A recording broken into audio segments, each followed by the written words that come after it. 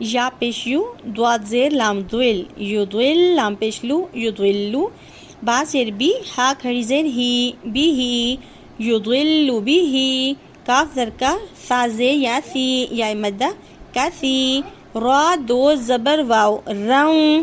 اب یہاں پر واو کے اوپر تشدید ہے جو حروف یرملون میں سے ہے. حروف یرملون کون سے ہیں؟ یا، را، میم، لام، واو، نون.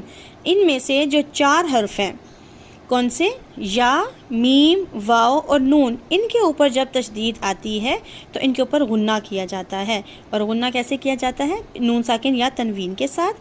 اور دوسری بات یہ کہ ان کو ایک دوسرے میں مرج کیا جاتا ہے. مرج مطلب ادغام. مرج کرنا یہ ہوتا ہے to mix the one letter to another letter.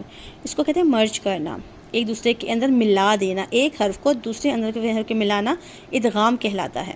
ٹھیک، تو کیسے پڑھیں گے؟ کثیرن، واو زبر وا، یا زبر ہا، یہ و یہ، دال زیر یا دی، یا مدہ و یہ دی، با زیر بی، ہا کھڑی زیر ہی، بھی ہی، کاف زبر کا، فا زیر یا سی، اگین یا مدہ، را دو زبر رن، کثیرن.